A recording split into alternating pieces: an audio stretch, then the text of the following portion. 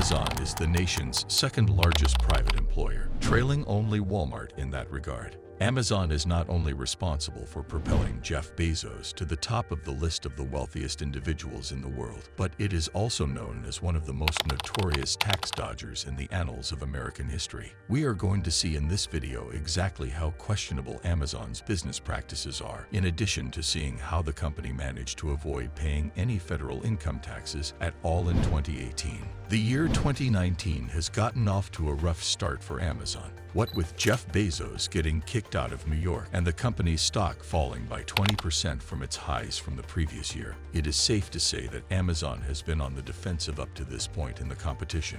Despite this, 2018 was an exceptional year. Amazon was able to avoid paying any income taxes on its record-breaking profits, which brought the company's total revenue to $11 billion. So how does Amazon do it? The correct response is accounting, which, despite common perceptions to the contrary, is neither as difficult nor as dull of a field as one might think. Using deductions to decrease its taxable income is one strategy that Amazon employs, just like every other company. On the other hand, in contrast to you and I, Amazon has access to significantly more lucrative deductions. These deductions may be broken down into three distinct categories, with some being more logical than others. The first type of deduction that Amazon takes advantage of is called the Research and Development Tax Credit, and it is a deduction that operates in a rather straightforward manner. Amazon is allowed to take a deduction equal to about 7% of the amount it spends on salaries and supplies for its research and development department, which is reasonable. Giving away tax breaks is a great way to foster innovation, which Congress would want to see more of so that the United States may continue to lead the world in technological advancement. However, this is only the beginning of Amazon's tax savings, thanks to the R&D credits. In 2018, the company saved almost $1.5 billion. You are aware that in 2017, President Trump made a significant adjustment to the United States tax law. As you may be aware, one of the things that he snuck into that revision was a temporary boost to one sort of deductions in particular: depreciation. Whereas in the past, businesses were required to write off or depreciate their property and equipment over the course of a number of years, typically decades.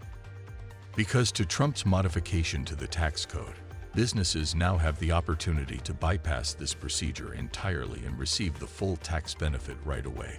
In other words, when Amazon constructs a new data center, for example, it gets to claim the full cost of it as a tax deduction now instead of spreading it out over the course of 40 years. This is in contrast to the traditional method of depreciating the cost over the duration of 40 years. Now, this particular provision in the tax code is going to remain in effect until 2022. However, you can already see the impact it has now, as Amazon's depreciation has increased by 40% in 2018. It is impossible to tell, which is unfortunate, just how much of the increased depreciation was spurred by the favorable tax revision. However, it is probably safe to conclude that it had at least some effect. Now, the sleaziest possible win for Amazon in terms of the deduction they take is because it offers employees the option of receiving remuneration in the form of shares, which is a very deceptive method. Do you know that the senior staff of large firms are typically compensated not in cold hard cash, but rather in stocks? They don't do that out of the goodness of their hearts or because they care so much about employee ownership. Rather, they do it for a far more straightforward reason, which is that it helps them save a significant amount of money. You have to understand that when Amazon pays its employees in stock, the company is allowed to deduct the value of the shares that it gave away to the employee, in the same way that you would deduct salaries that were not regular. However, this presents a significant problem due to the fact that Amazon did not actually pay anything for the shares. It failed completely. It did not actively seek to acquire them from the market in any way. No, it simply created them out of thin air because it can, in the same way that the Federal Reserve can print new dollars.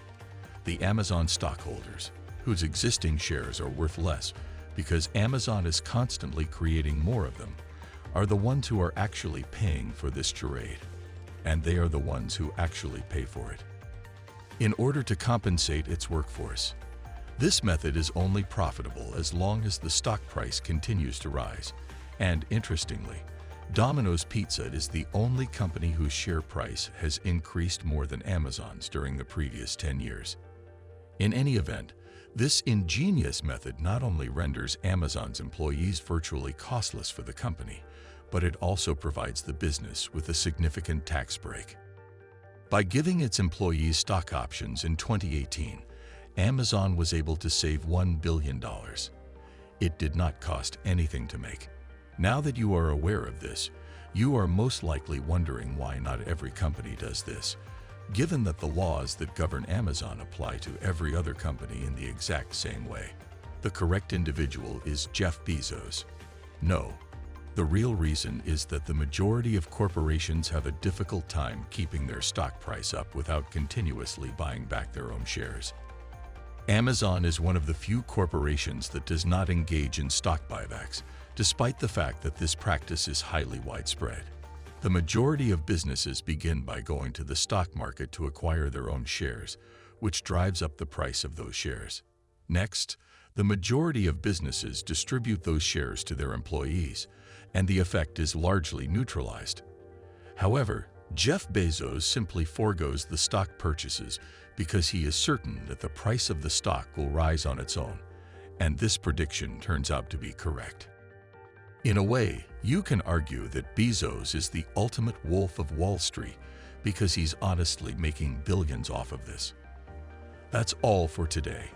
If you liked the video, make sure to subscribe to our channel Hustle Originals, and don't forget to hit the bell icon.